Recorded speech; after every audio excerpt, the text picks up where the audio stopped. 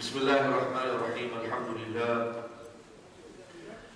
لله وكفى والصلاة والسلام على عباده الذين اصطفى خصوصا على سيدنا وسندنا ومولانا محمد المصطفى صلى الله تعالى عليه وعلى آله وأصحابه ومن والاه. أما بعد، أعوذ بالله من الشيطان الرجيم. بسم الله الرحمن الرحيم.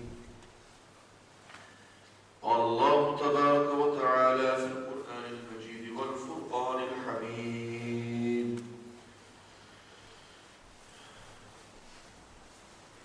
كل نفس ذائقة الموت، صدق الله مولانا العظيم. إن الله وملائكته يصلون على النبي يا أيها الذين آمنوا صلوا عليه وسلموا تسليما. اللهم صل على سيدنا ومولانا محمد وعلى آل سيدنا ومولانا محمد وأصحاب سيدنا ومولانا محمد وبارك وسلم وصل عليه. الصلاة والسلام عليك يا سيدي يا رسول الله وعلى آلك وأصحابك يا سيدي يا حبيب الله. الصلاة والسلام عليك يا سيدي يا رسول الله وعلى آلك وأصحابك يا سيدي يا نبي الله. الصلاة والسلام عليك يا سيدي يا رسول الله وعلى آلك وأصحابك يا سيدي يا رحمة للعالمين. بسم الله الرحمن الرحيم.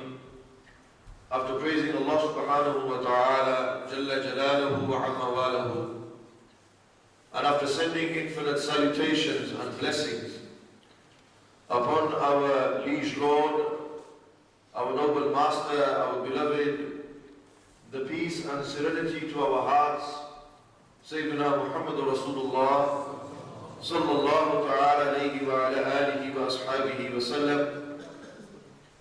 It gives me great honor to speak in front of yourselves and to bring a regular talk that I deliver throughout the UK. And it's good to see that the subject that I've been given is a need for transformation. And certainly I believe in the day and age that we live in, we need a transformation in our lives. For too long we've been living in a society and a way of life that has openly contradicted and openly gone against the teachings of Quran and Sunnah. And that's the unfortunate state that we are in. We live our life, and we live our lives against the Quran and Sunnah. Every prayer that we miss is against the Quran and Sunnah. Every time you think you're a bad boy, it's against the Quran and the Sunnah. Every time you swear is against the Quran and the Sunnah. Every time you think evil, it's against the Quran and the Sunnah. Every time you disrespect your mother and father, it's against the Quran and the Sunnah. And we do so many things in our life, in our daily life, in the 24 hours that we have in a day. Honestly, for one moment, replay the last 5-6 hours that you have just been living and that have gone, that will never come back. Subhanallah, that have gone and will never come back. These minutes that are passing you by, every second that is passing you by, ask yourself, in that time, how many swears did you do? How many times did you make your mouth filthy? How many times did you think bad? How many times have you missed your salah? And this is just in the last 5-6 hours I asked you to think. Now just imagine and replay your entire life in front of yourself. And ask yourself how you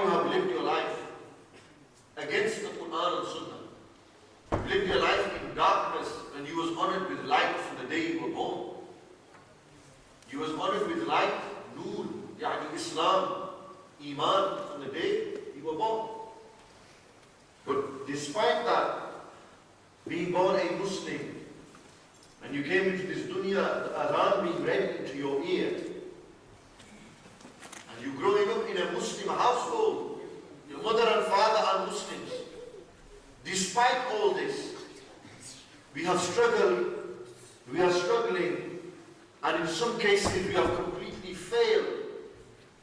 When it came to fighting the darkness, when it came to contradicting, that Citroen is my driver's car. And then Muff. There's a car, YL. That's my driver's car. It's blocking the driveway, please remove it. Does it move the car? Just put it. Sorry about that. If you can have a space here for you, if that's not too difficult.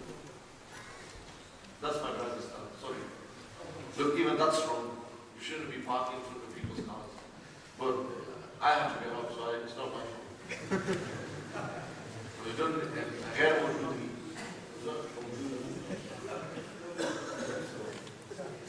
Anywho, as I was mentioning, we live our life openly transgressing the teachings and the laws of our religion. Openly living. And just think, we go on Facebook. What do we do on Facebook? How we abuse Facebook, that for some people who cannot control it, it's become fitna. It's become a book of fitna. From being a social network, it has become a means of creating haram inside your own houses. But that's entirely to you. You can have a Facebook and spread Islam on there. And you can have a Facebook and do all the dodgy stuff on there as well. That's entirely up to you. Just as you have a telly in your house, you can sit there and choose to watch EastEnders, B4U, ZTV. You can choose to do that. Or you can choose to watch the Islamic channels, the news. Not saying that everything on the news is true. That's another speech on another occasion we will do about how manipulating the news can be. That how they will only put up stories that will give business. People are being killed in Palestine. It's not business for nobody. If they was to show you dead bodies on TV, you know what would happen to your heart? It would start softening your heart. You would start caring about people and life. So they don't show you that. They don't want you to have a soft heart. They don't want you to be on this. So what is it? TV is a form of entertainment. What's entertainment? Entertainment is music. Entertainment is watching people acting and living a fake life on TV to earn money. That's entertainment. Entertainment is watching on TV next man sleeping with somebody just for money, acting to give a message. That's entertainment today. Subhanallah. What kind of entertainment is that? This is the manipulation of technology, you can say, of advancement of media, when abused. When abused. I'll give you a simple example. This glass, I can smash this and take the glass and I can cut your cheek open. Or I can use this to drink water in. It's good for two purposes. But it's entirely up to me how I do it. But that remote control is in your hand. You choose to watch gangster movies. You choose to watch the music channels. You choose to watch MTV clips. That's entirely your choice. Nobody forces you to do it, brother. You chose to do it. Now when you choose to do wrong, then be prepared for the punishment. Inna batsha rabbika lashadid. The power of Allah, the anger of Allah Almighty is severe. Allah Almighty on that day, when you will be accountable for everything you did and said. When your whole life will be replayed in front of you, and you will say, oh, give me one more chance. Give me another chance. Let me prove my worth to you. We will say there's no more chances. Akhi, no more chance. You had your chances. You had an opportunity and you chose to live this life. Now you have to pay for it. So we live in a time of immense fitna, tribulation, difficulty. We live in these times where somebody who speaks the truth is deemed a liar, and those who are liars are deemed as truthful. Those who are stingy will never have generosity, and those who are generous, they are deemed to be stingy. This is the state and the day and age we live in. Truth is going through people's hearts, and people are chasing after lies and falsehood. People are chasing after the deception. People are being deceived. Mans and mandens are being deceived. What you see around you, the deception of the car, deception of media, the deception in society. And now I feel, just as in every era and generation that has come, in every zamana that came, in every era that we lived in, there needs a transformation. We need to think of the change. We need to start thinking for the future.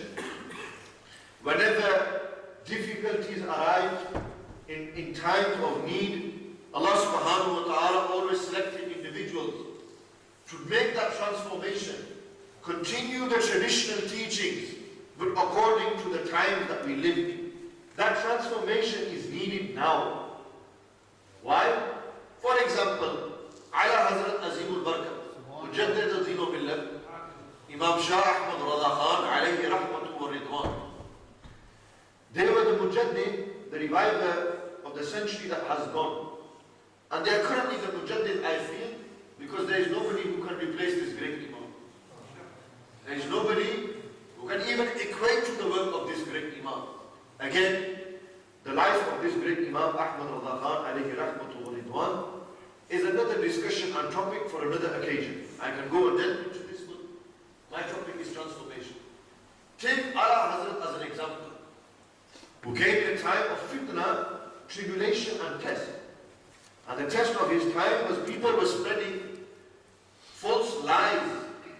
People were spreading false accusations. People were spreading and distorting the teachings of the Ahlul Sunnah wal Jama'ah through writings, through speeches.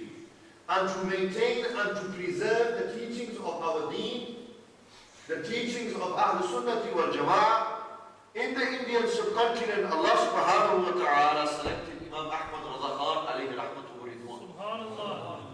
They came and they preserved the teaching of the Ahlul Sunnah. They maintained the teachings of the As-Salaf wa Salihun, of the Imams of the past. This was the fitna of that time. Sadly, that fitna continues till today.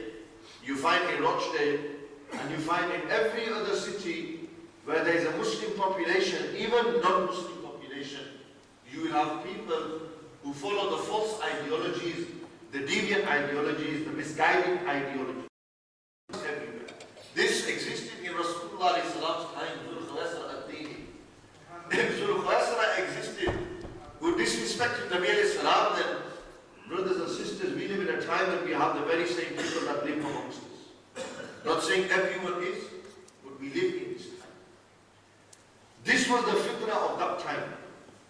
I tell you that not only is that the fitna of today, but you know what's the greater fitna? Shall I tell you the biggest problem in the day and age that we live in this era, in this generation, mine and your generation and the coming generation, is, chasing after material. Materialism didn't exist in Allah Hazrat's time. Materialism and chasing after the dunya, as it is being chased now, didn't exist in Imam Suyuti's time. It didn't exist as it exists in our time. It would have existed then. What you have today as a flashy car, in that day and age you had a donkey. You had a mule that would take you from A to B. Today you have a car. Maybe people were saying, whoever has the best donkey has the most respect. Like today, whoever has the best car, the best whip, he's got the most respect.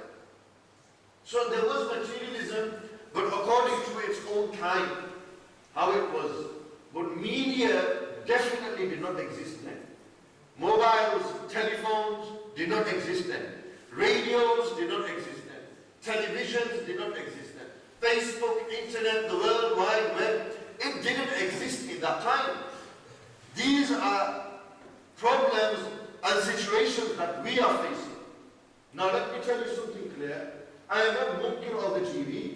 I am not against the TV. I am not against Facebook. I am not against it. Why? Because not only will you find good on there, you will find bad. But you will also find good on there. You will have Islamic channels where you can gain Islamic knowledge, especially if they're the correct channel. Sadly, we watch any channel. Why should I go to the mosque? You talk to the brother, he said, brother, come to the masjid. He says, why do I need to go to the mosque when I can go on the internet and see everything there? Why do I need to go to the masjid when I can switch the telly on and everything is answered on the TV, Q&A is there? What's the point of me going and sitting in the khidmah of ulama when the television will teach me everything?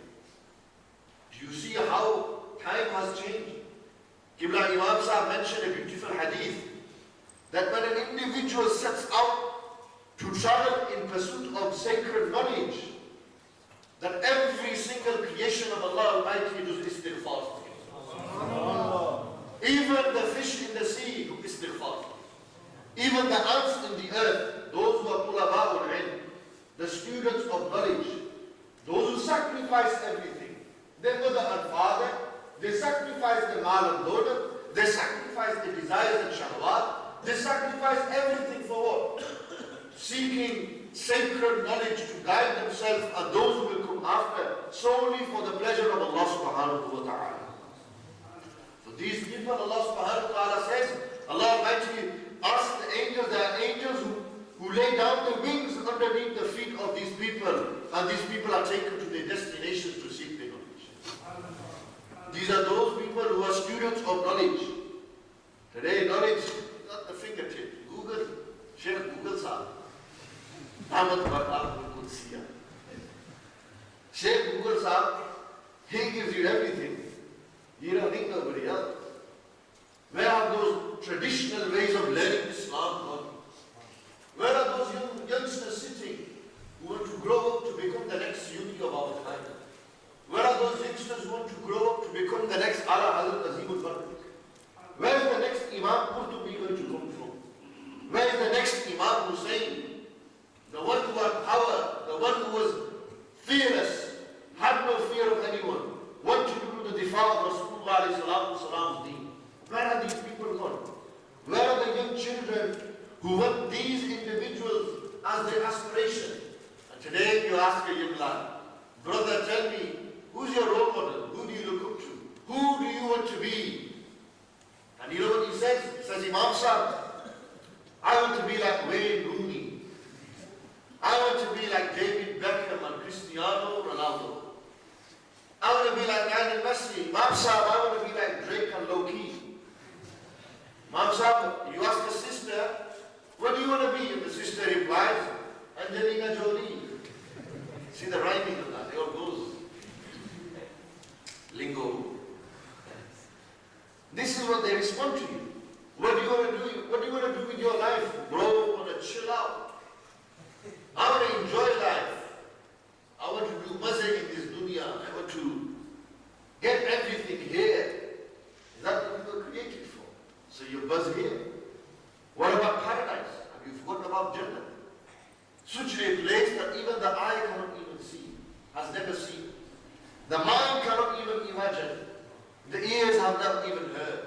The nose has not even smelled. Where are the dreams of those who want to go to Jannah? Everyone's dreams to go to Sin City. Everyone wants to go to Ayalapa. Everyone wants to go to Ibiza. They want to go to Spain. They want to go to Miami. These are the dreams of young lads.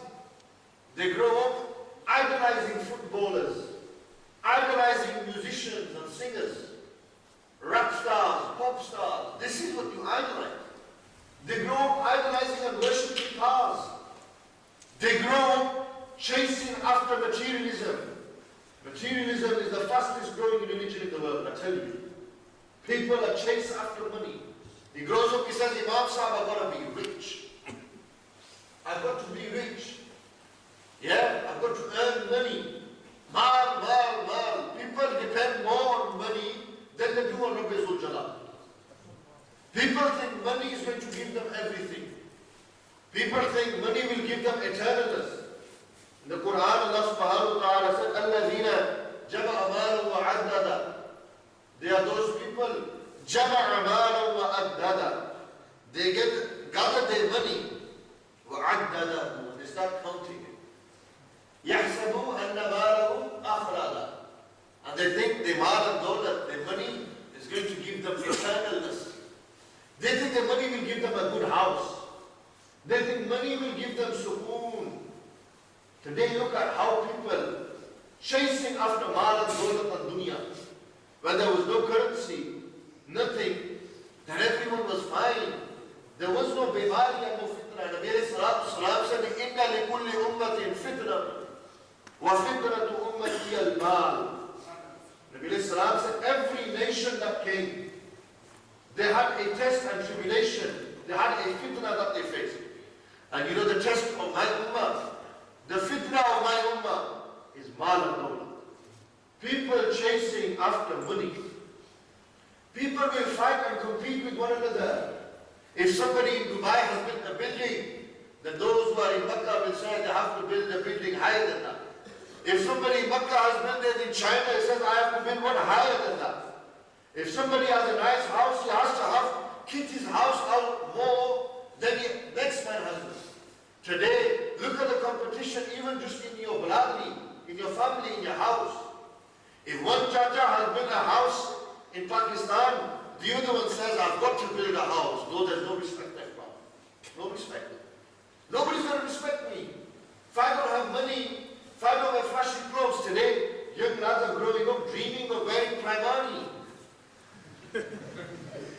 Chalo, not primani, but you know, they're growing up thinking they can wear flashy clothes. They feel good when they wear good clothes. Subhanallah. They feel good wearing good clothes. You know, I'll tell you a little secret. This doesn't go outside. Yeah? I have a habit of wearing a lungi. Do you know what lungi is? The Buzurbs know what lungi is. Izar. Toti. Toti, yeah. Lungis are toti. I wear this. No Gucci, no Armani. They could get Gucci, Armani, lungis are Bible. You know, people like, they say, why you wear lungi for? They know Bangladeshis. That's what they, straight away they think. You know, it's the sunnah of Rasulullah sallallahu. It's the sunnah of Rasulullah sallallahu to wear an izar. That's what it's called in Arabic, izar. It's sunnah. It's cheap, air conditioning, you name it, rather everything. And goes, bro, I tell you. That's how it, subhanallah. Only time, you know, when it's cold, then you wear a woolen. That's the more thinker. You know, where's that sunnah gone? Nobody says wearing trousers is wrong. Look, wearing good clothes is a very good thing. Driving a good car, really drive a good car. But you know, if your car puts arrogance inside you, sell that car. Your car makes you think you're a bad boy, sell that car. If your clothes make you think you're some big timer, don't wear those clothes. Because why? Well, you know what comes inside your heart? Takabbur. What comes inside your heart? Bruv, it's me. Me. Oh, me. That me is what destroys you. That's why you only have, you see, when you get too much into something, what do you be known as? An addict. You're addicted to it. You're obsessed with it. You know, when you have flashy cars or wear flashy clothes, it becomes an obsession. You can't live without it. That's why those who have flashy clothes and cars, and it's got to their head, you know what they end up doing? They look down on people. Sadly, they look down on people. this the way Islam is? And you look down on somebody? Subhanallah. This ain't no Islam. Our religion doesn't teach us to look down on people. Our religion doesn't teach us to think that you're the man and nobody else is. Our religion teaches us that we should be humble. We should love one another. We should care for one another. We should help one another. Where have those principles gone today? Where have those principles gone today?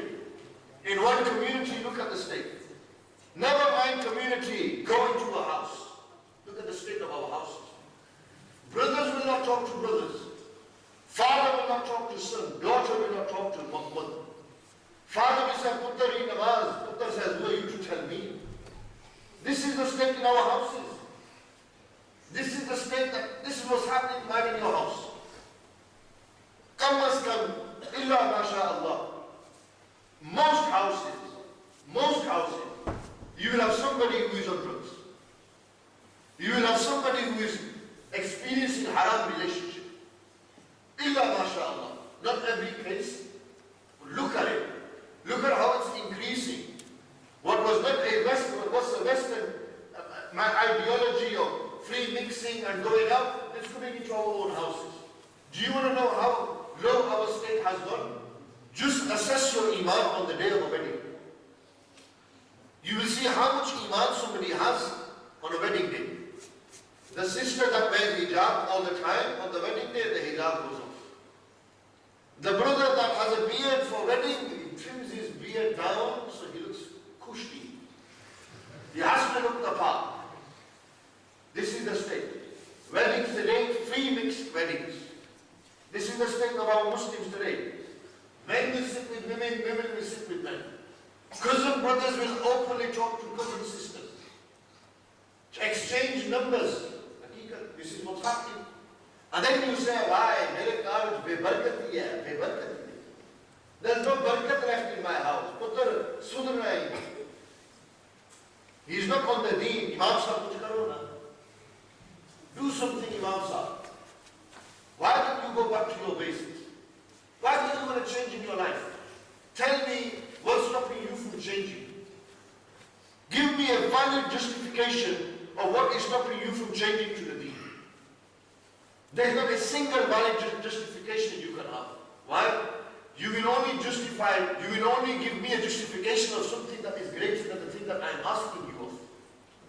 And there's nothing greater than Islam, so what are you going to do?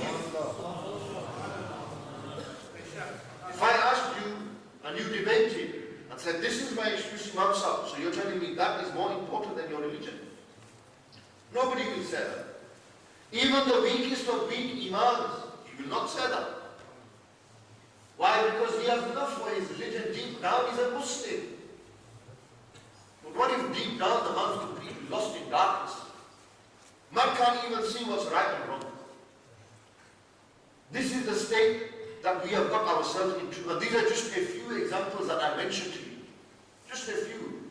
This is a subject in itself.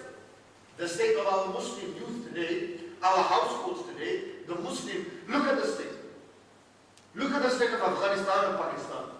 Our own Muslim countries, look at the state of them. Internal fighting, no unity. Letting the West destroy. Aqidah. This is the state that we are in. How do we change this? In the Quran, Allah subhanahu wa ta'ala talks about transformation in one beautiful verse in Surah Al-Ra'd. Allah subhanahu wa ta'ala said, Bismillahir Rahmanir Rahim. Inna Allah la yughayyiru ma biqawmin hatta yughayyiru ma bi anfusihim. That Allah subhanahu wa ta'ala, indeed Allah Almighty, la yughayyiru, He will not change, ma biqawmin, a nation, or what is with a nation, hatta, until yughayyiru ma bi anfusihim, that nation changes themselves first. That is the lafzi tarjama, that is the literal linguistic translation that I have given you. You know, in simple terms, change yourself if you want Allah subhanahu wa ta'ala to change you. You take the first step to change. You take the step to transform. If you want transformation in your life, you take the step. Inna Allah la yughayyiru ma biqawmin hatta yughayyiru. Allah Allah does not change the people until they change themselves first. And what do we need to change? I've just mentioned to you how much that needs to be changed. You know what needs to be changed? The state of our hearts needs to be changed. You know the disease that is in mind in your heart? We need to take these diseases out. You know what needs to change? We need to give life to the ruh and the soul again. The soul is dead. It's corrupted. There's darkness inside. Close your eyes and just imagine your heart. Just for one moment, picture your heart. The Prophet ﷺ said, every time an individual commits a sin, a black dot appears on his heart. And when a black dot appears on his heart, what ends up happening if he continues to sin? Imagine this was the heart, and black dots came around this. What would happen? It would be dark. And when something is dark, if I said to you, describe darkness to me, what would you say? Imam Sahib, you can't see. You don't know where you are. You're lost. These are words that you can attribute to darkness, that describe darkness. You're lost. You can't see. You're blinded. These are words that you can refer to or that can explain darkness to you when you want to explain darkness. And you know, when you continue to sin, every time you mess around on Facebook, every time you miss a namaz, every time you talk to a ghair mahram, every time you think you're a bad boy, every time you think you are going to go into haram, every time the individual swears, every time he does a sin against Allah subhanahu wa ta'ala, transgress, on his heart appears black dots. And then one black dot, and it just spreads. And it's like a disease, a viral disease spreading all over your heart. And eventually, your heart, it becomes dark, black. It's cloudy. There's no guidance for him in there. There's nothing to guide him. He's lost. He's blinded. What does he need? The opposite of darkness is light. And if your heart has become dark with sin, then your heart becomes light with good deeds. Your heart becomes light with good deeds. And when your heart has nur inside it, brothers and sisters, your state and your life changes. You actually awaken yourself from the slumber and sleep of darkness. And when you awaken yourself from the slumber and sleep of darkness, then that transformation and change can happen. But the first step is what? The first step to transform yourself is what? You have to make niyyah, intention.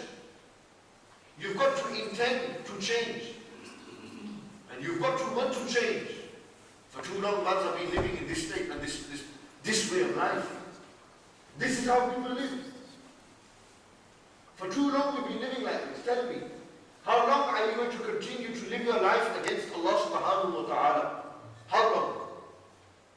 How often are you going to continue to do this? When are you going to get sick of it? Haven't you had enough from the dunya? You're not sick of, you see today people are not sick of chasing after the dunya. No money, no respect, no power, no power. Who am I? Nabi alayhi salatu wasalam, Sahaba despised money. There were certain companions, they would not even allow the word money to be mentioned in their presence, like Abu Darda radiallahu anhu.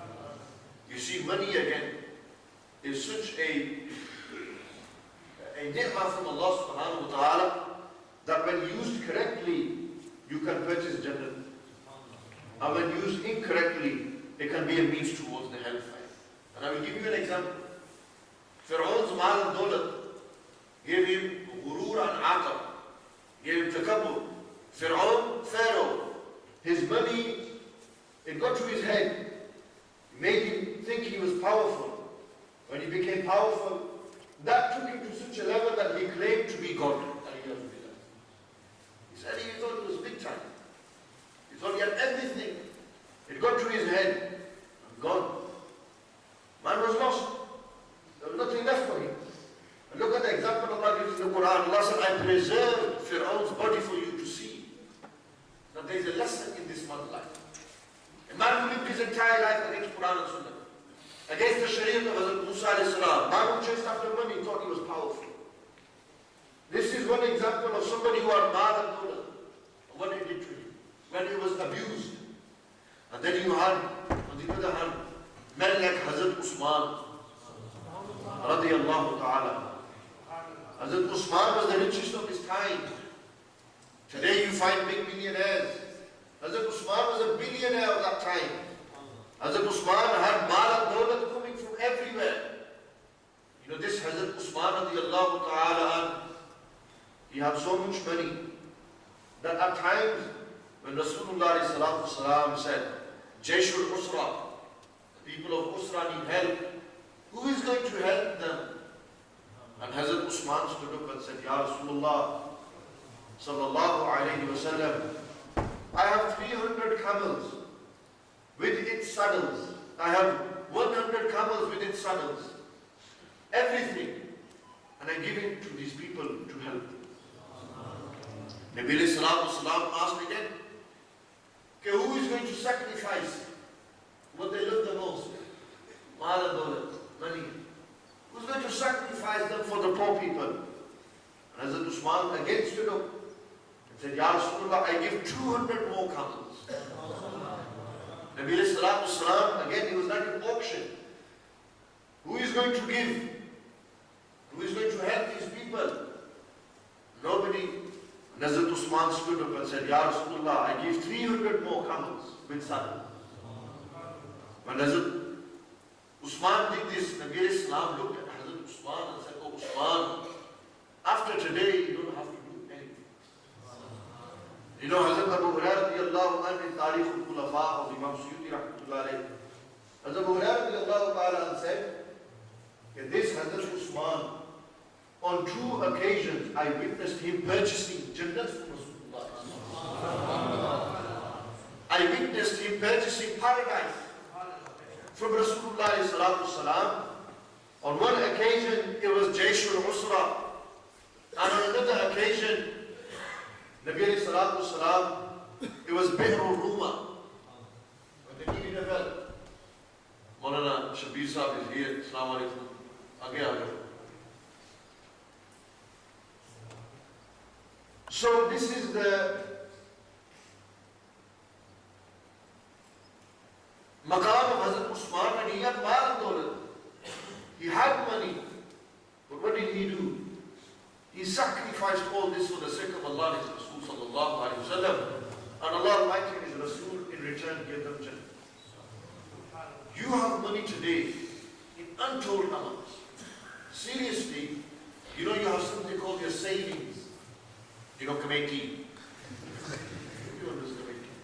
You have the savings account. You have personal banking and then you have your savings account. You have this committee system, savings. Ask yourself how much savings you have on you at the moment. And I don't mean the children, I mean the elders.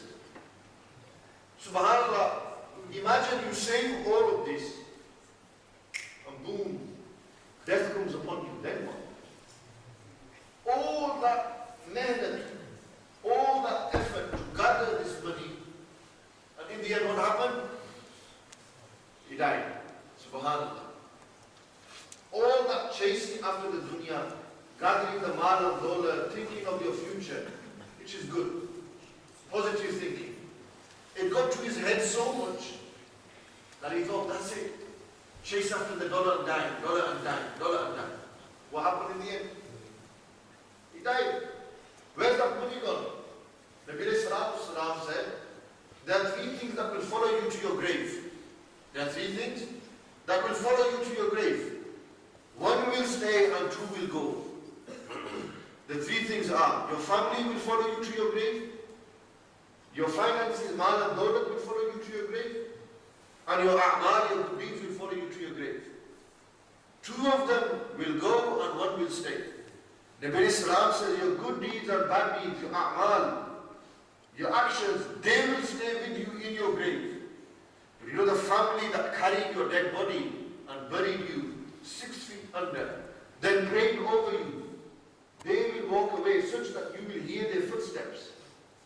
And that mal and dawlat you had, all the way to your grave, it followed you. But what happened to it when you got into your grave? Where's that money gone? Where's that gold gone? People today chase after it and worship mal and dawlat. They think money is more powerful. The more money you have, the more powerful you are. You ask a rich man, how is it going? How is life? And he will tell you, I might be rich, everything. But you know my putter, he's selling drugs on the street now. I might be rich, but you know my daughter, she's run off with her boyfriend. I might be rich, but you know my car keeps breaking down. I might be rich. These problems, there's more problems with money when there was no money, when there isn't money, how much problems are there? This is the state of the people of Allah subhanahu wa ta'ala. Money it's not about money. Today it's all about money. The world we live in is about materialism. The more material you have, the more mal and dawlat you have, the more izzat you have. That's how we see it. We define respect, and we say somebody has respect, and we define a man, a respectable man, according to his bank balance. Subhanallah. You say that next man's respectable because of his bank balance. Subhanallah. That's amazing. That you define and you respect someone because of his mal and dawlat. And when he has no money, what will he do? There goes his respect. Imagine today you're a billionaire, all of a sudden your money is gone. Who's going to chase after you? Nobody goes after poor people. Nobody ever says, MashaAllah, I want to sit with a poor man. Everyone aspires to sit with rich people. That transformation needs to occur. We need to make that change. We live in a time where we need to transform ourselves. Honestly, I see that if we do not begin to change our lives now, these young lads who are sitting here, teenagers, these men who are becoming men now, when tomorrow you will become parents, what's going to be the state of your children? Tell me. When you will have children, what's going to happen to them? How are you going to look at them? Look at what me and you are doing today. How we cheat the system. How we sneak around. Women, all this, the free mixing. If this is what's happening in mine and your time, what's going to happen in my son's time? Do you not think the world's going to advance more? It's going to get worse. But in general, it might get worse, but in your own house, you can control it. In your own life, you, yourself, what you are inside, you can control that. And the sisters who are sitting here, the same goes to them. You have an option. You have that opportunity. Death is around the corner. Death can come at you at any time. There is no restriction to death. If you're rich, doesn't mean death is not going to come to you. You could be the richest man. Allah will Almighty will send the angel of death. Bring him to you. It doesn't matter how rich you are. You could be a poor man, you will die. You could be a king, you will die. You could be a slave, you will die. And the greatest slavery is what? The greatest slavery is being a slave to Allah subhanahu wa ta'ala. You know, we all want to be slaves of Allah subhanahu wa ta'ala. We want to be in the maqam of ubudiyyah. We want to worship Allah Almighty. But sadly, everything is contradicting that. We want to do this, but we are slaves of our egos. We have become slaves to our own desire. In the Quran, Allah subhanahu wa ta'ala said what? فَلَا تَتَّبِعِ الْهَوَىٰ. Don't follow your desire. Don't follow your ego. Do not become egocentric. Do not let your whole life revolve around your ego. It's all about what pleases me and you. If it makes me happy, brother, I will do it. If it doesn't, not for the sake of it. You don't look at the bigger picture. You don't care about next man. You just say, if it makes me happy, I'll do it. If it doesn't, nah, I ain't doing it. That's not for me. We become egocentric people. The Nabi Allah subhanahu wa ta'ala in the Quran said, فَلَا تَتَّبِعِ الْهَوَىٰ. Why? فَيُدِلُّكَ عَنْ سَبِيلِ اللَّهِ. You know, do not follow your desire, your egos. Why? It's going to misguide you from the path of Allah. Your ego will misguide you. If you cannot control, if you cannot put a chain, a leash on your ego, it will go out of control. And you know when your ego goes out of control, It pushes you towards darkness. It doesn't want you to transform. It doesn't want you to change. You know, now you're listening to me. You know, when you're going to go out, you'll be fired up. Yeah. Bear. Mujahideen, no, Mujahideen. Like, what's it called? 4 lines. You're going to be bare fired up. Yeah, Imam Sahib gave a firing speech. That's if you think it's firing. You know what? I need to make that change. We need to transform. And, you know, from Fajr time. SubhanAllah. That's where the change begins, from Fajr. That's where the change begins. The men get up for Fajr. The men get up for Fajr. Nabi Sallallahu Alaihi Wasallam said, you know the difference between a Muslim and a non-Muslim is the prayer. We are honored to worship our God 5 times a day. And do we actually do that? There are so many hadith. But the Sahaba said, he who does not pray is like he's committed kufr. So many hadith that are mentioned on that. They emphasized it so much. What's different about being a non-Muslim? I've got a beard now, Sikhs have. I have a turban, Sikhs wear a turban. What's the difference? I have a moustache, everyone else has a moustache. I fast, Christians fast. They have the language. I have the pilgrimage, Buddhists have a pilgrimage. What's the difference?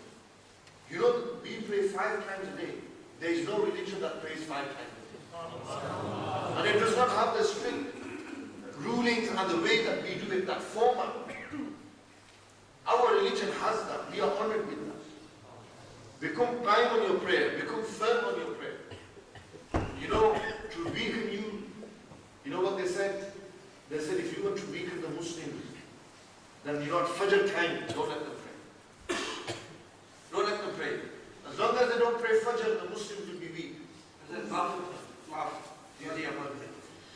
There's a car obstructing the driveway, KD56VZL. Please remove your vehicle. It's obstructing on the driveway to Rochdale. Inshallah, Aziz, I'll conclude it here as we only have 2 minutes left till the Adhan for Salat al-Maghrib. Those of you who need to make wudu can go and make fresh wudu. Inshallah, after Salat al-Maghrib, we will continue. I will conclude my speech, maybe give 1 or 2 solutions for both brothers and sisters to what I think how we can transform and become better people in our lives. And also at the same time, there will be a short mukhtasar question and answer session. And immediately after that, I will be going to Umar channel, as I will be on the live show tonight at 10 o'clock. So tune in for that as well and benefit from that as well. Jazakumullah khair. Bismillahirrahmanirrahim. Just going to conclude the talk that I delivered before Salat al-Maghrib. And at the same time, if you have any questions that you want to ask in relation to this subject, then please do. Any fiqh related questions, please ask.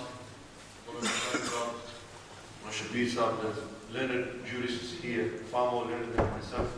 Ask them in relation to these subjects. Anyone who has any type of question in relation to the speech that I have delivered, then by all means, the system is putting their hands up.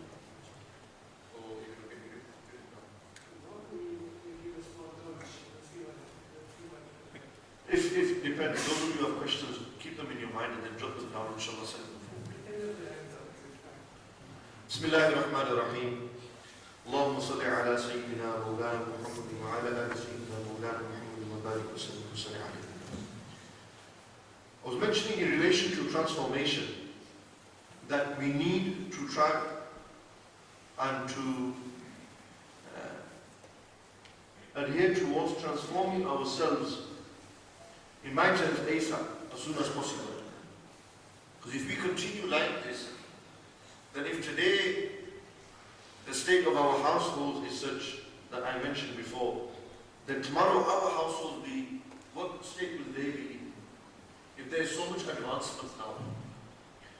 And in relation to solutions for this, there are many solutions. One of them is going back to the basics of Islam. We jump too much into the big issues, but in essence and reality, we should try to focus on basic issues and getting our basics right. Jesus. Sorry for the disturbance. No problem. Maf, MM06. It's on the masjid driveway. This brother wants to come out, please. It's obstructing. You're not allowed to park on the driveway. Jazakallah. Please remove your vehicle.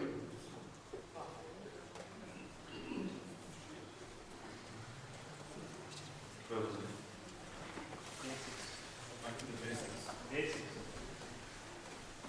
Back to the basics. We need, sorry, it's all right. We need to go back to the basics, and that's in most likely everything that we do, whether that's in terms of spirituality, back to its basics, whether that's in seeking knowledge, back to its basics. We need to go down to the basics to understand these things again, or to begin to understand them for the first time. Those who are learning, who are on the path and who are seeking knowledge, they continue their way. But for those who are general people sitting here, it's about the basics. If you get the basics right, that's your foundation. When your foundation is good, you can build on that. But if you're going to try and fix the roof without even having the walls and the foundation laid, then as much as you're going to try to get up there, there's nothing there for you to get up to. There's nothing for you to take you there. To get there, you've got to have the foundation right. And the foundation is the basic knowledge of Islam. Imagine I was to just ask you now, tell me what the forefront of wudu are. Somebody show me how to read and to perform the correct way of performing ruku. Or how do you perform sajda properly? Today you find a very, very common mistake in sajda, that the forehead will be touching the ground but the nose will be lifted. The forehead will be touching the ground but the nose will be lifted. And it's wajib in salah that the nose and the forehead both remain on the ground at all times in sajda. What do? We lift it like that. Especially little kids, you see they do it on their forehead. This is a common mistake. And when you make these common mistakes and you don't know of them, then what is left of our salah? We only ask Allah to accept our naqis sujood, incomplete sujood. That is one just small example. If an individual is doing wudu and he leaves a little part wet, his wudu is incomplete. Many people do under the water, they get it like this and they go like this. What's this? Come here, bruv. What's this? Nobody takes the arm underneath, washes it, washes the elbow, make sure the elbow is washed with it. We don't do wudu properly. We don't know how to do wudu properly. That's the real problem.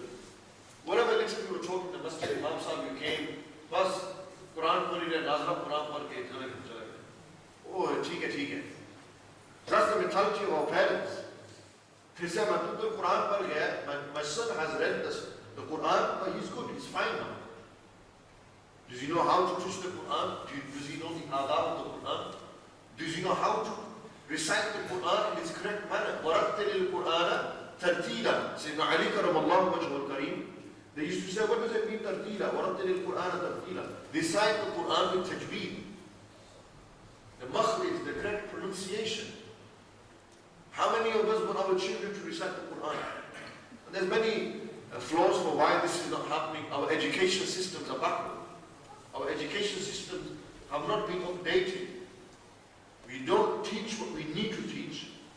We feel it's just the Quran. Yes, we teach the qira'at of the Quran, this subject, we teach how to recite the Quran. Then we also teach how do you do wudu? How do you read salah? What are the rulings of salah? What makes your salah makruh? What makes your salah batil? What finishes, what breaks your salah? What breaks your wudu? All these things. How many of us can say this? And honestly, ulama sitting here, this is basic knowledge, man. For yourself, you must be thinking, bro, the guy's a Molvi if he knows that much. That's basic knowledge, seriously. And that's the basic knowledge that you need to transform your life. The way I look at it is this. You choose what you want to do. You want to mess around, you want to do what you want. But as long as you have the basic knowledge, that is in relation to fit one subject. What if we went to the subject of seerah? What if a non-Muslim asked you, tell me a bit about the Prophet that you follow? What was his father's name? What was his mother's name? Where was he born? Where did he pass away? How many years did he live for? How long did he live for? How did he live his life? Sallallahu Alaihi Wasallam. What answers will you give? Those who know basic knowledge, they can answer these questions. This is basic knowledge and we know. Who were his grandchildren? How many daughters did they have? How many sons did they have? Tell me a bit about the beloved messenger that you speak about so often. Tell me a bit about this book that you are reading, the Quran. What is this Quran? When was this revealed? In how many years was this revealed? How many of us can, if I was to give a basic questionnaire to you lot now, that's actually quite a good idea. I might do this in one of my talks. Just a basic questionnaire to the public and say, look, let's see what does Rochdale know, those who are present. What answer will we give? And I'm not even talking about the nitty-gritty issues. Brothers and sisters, this is basic knowledge I'm talking about. Simple. What we need to know for our day-to-day life. Likewise, you go to the next subject of Aqidah, a tropical subject at this moment in time, hot subject. Sadly, there's too many beliefs and opinions flying around. What do you know about your Aqidah? Tell me about your God. Tell me about Nabuwwat and Risalah. Tell me about the articles of faith. Tell me about the 5 pillars of Islam. Tell me, explain to me. Give me a good explanation on this, please. How many of us can explain what the 7 articles of Iman are? We can't. Because why?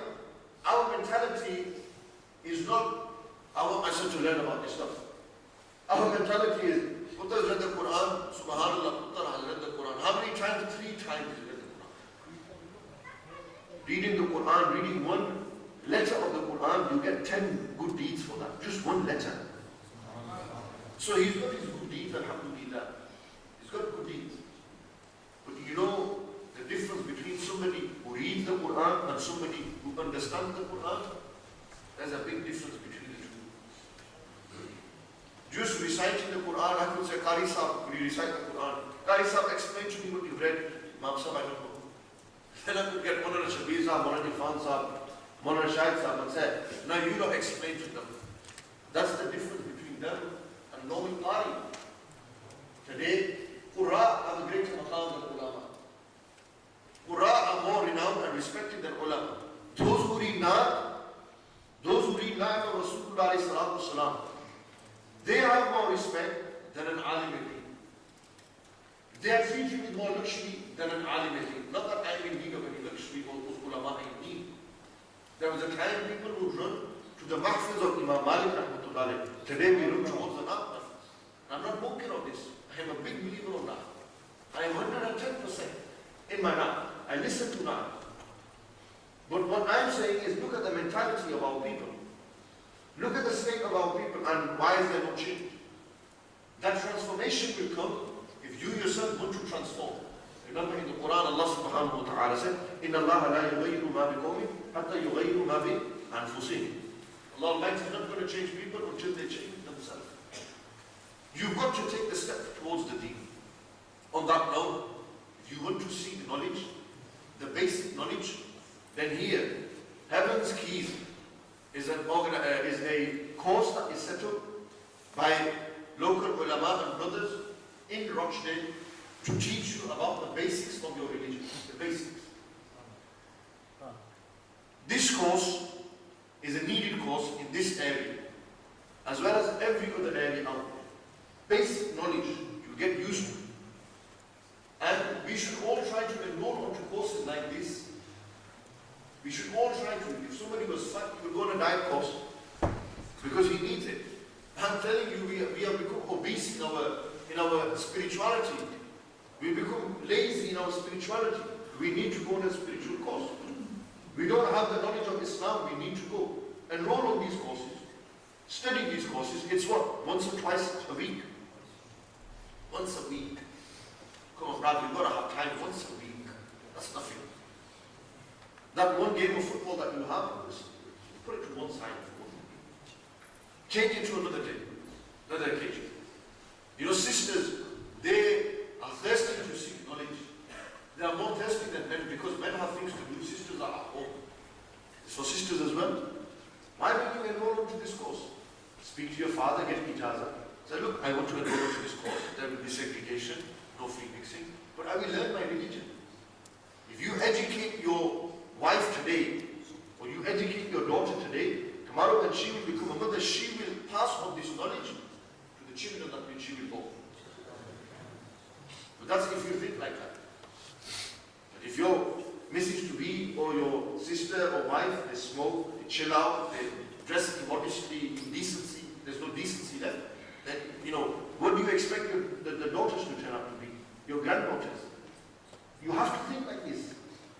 You can't, these are subjects you can't be oblivious of. So transformation in our knowledge. We need to transform ourselves. You have something at your doorstep. At the same time,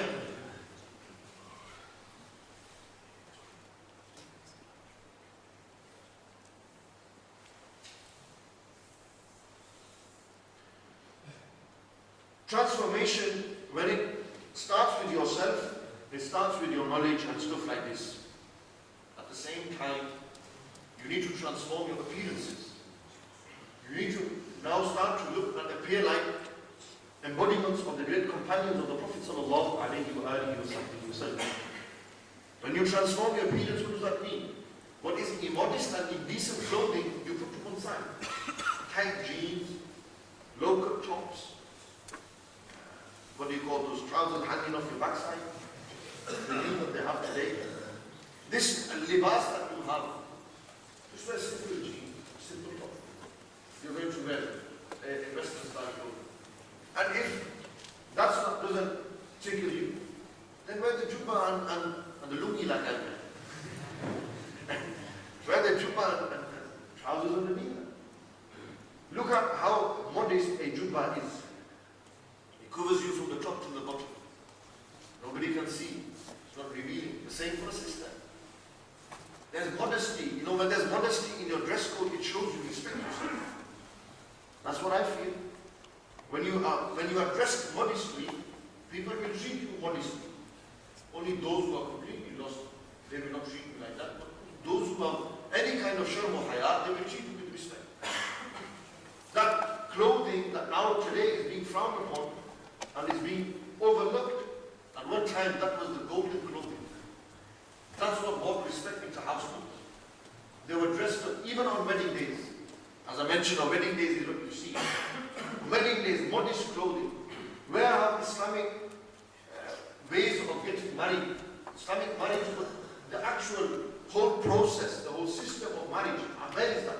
Where's the Islam gone in there? It's a show. You've got to have respect. Chachina Putra had a big wedding, so now my team has to have a big wedding. That's how we think. It's not about what people think. Just because of one day, you will spend 30,000, 40,000 just for one day. You put your iman off, you will take your scarf off just for one day. Maybe that one day will come back and haunt you then. Transformation in your appearance. Transformation for the heart. May Allah subhanahu wa ta'ala give you all tawfiq and give, most importantly myself, tawfiq to act upon what I have said. Forgive us for any wrong, all wrong is from us. All good is from Allah Almighty and His Habib Sayyidina Muhammad Rasulullah sallallahu alaihi wasallam.